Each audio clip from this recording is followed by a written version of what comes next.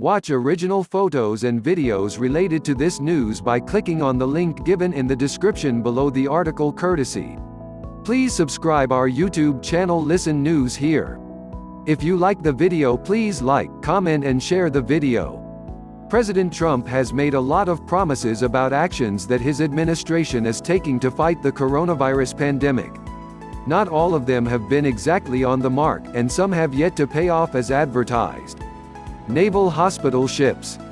The president announced on Wednesday that the Navy would dispatch its two hospital ships, the USNS Comfort and the USNS Mercy, to help treat patients and free up land-based hospitals for coronavirus patients.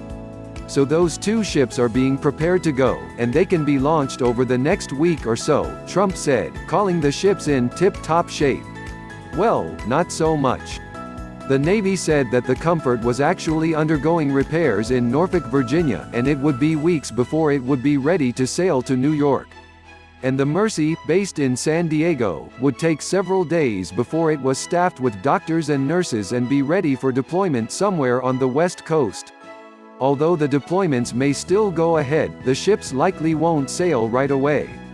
FDA drug approval. On Thursday, Trump touted that the Food and Drug Administration had approved use of an anti-malaria drug called chloroquine to treat patients afflicted with the coronavirus. The president sounded excited.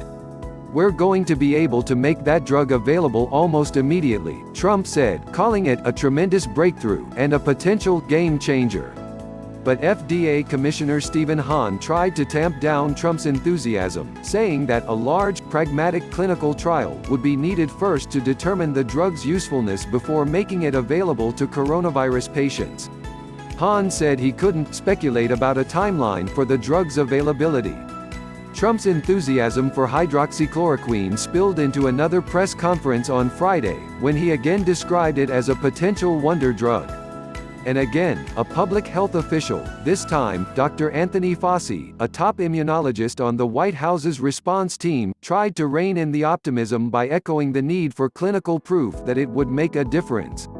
On Thursday, Trump said another drug, remdesivir, had also been approved, or very close to approved, by the FDA for treating patients' coronavirus. In fact, that drug is undergoing a clinical trial and is months away from being ready for use. The website. Last Friday, Trump said at a Rose Garden news conference that Google has 1,700 engineers developing a new website that would help Americans determine whether they should seek testing for the coronavirus.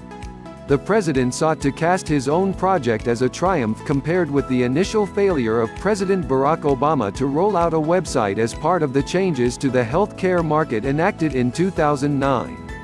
Google is helping to develop a website, Trump said.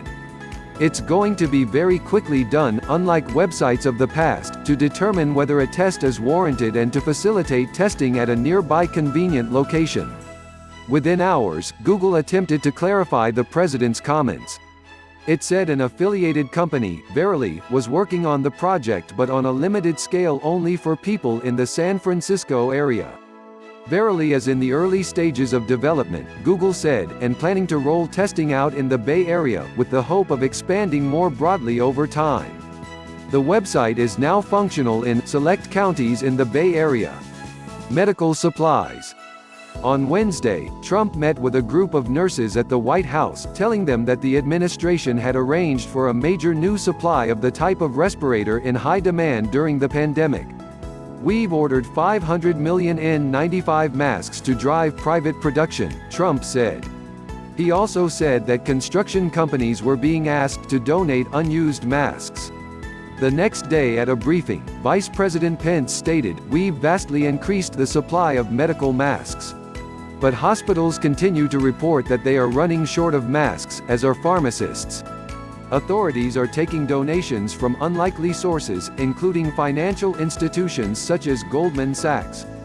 Loose-fitting surgical masks aren't appropriate for dealing with the pandemic, authorities say." The Centers for Disease Control and Prevention released a graphic detailing the important differences between a surgical mask and an N95 respirator. Trump acknowledged the shortfall in supplies on Friday when he said he had invoked the Cold War-era Defense Production Act, which permits him to direct production of essential items. "We are using it," Trump said, "for certain things that we need, citing ventilators and masks. It still isn't clear how much equipment is needed to respond to current and future patients in the pandemic beyond what's in hand today and when or whether the demand will be met." Testing. One of the most frequent exaggerations coming from the administration is the availability of coronavirus tests. When he visited the CDC in Atlanta earlier this month, Trump claimed that they have the tests. And the tests are beautiful. Anybody that needs a test gets a test. Pence made a similar claim last week, saying that 1 million tests are in the field, and that by the end of this week, another 4 million tests will be distributed. Even so, anecdotal reports abound about Americans who feel sick struggling to be able to confirm a diagnosis with an actual test. Fauci acknowledged that there clearly is a gap between the supply and the demand. At the same time, he echoed assurances by Trump and Pence that the situation is improving. "I get the same calls that many of you get, for one reason or another they can't get tests," Fauci said on Friday. That is a reality that is happening now. Is it the same as it was a few weeks ago? Absolutely not. The anecdotal nature of the accounts means it's difficult to assess what the spread might be between the testing capacity available now, or set to come on stream soon, and the pool of people who satisfy the administration's guidelines to request one. Trump and Pence say they don't want every American, particularly those who are feeling well, to be tested. It still isn't clear, however, how big the gap remains between requests for tests considered valid under Trump's and Pence's conditions, and the capacity to support them.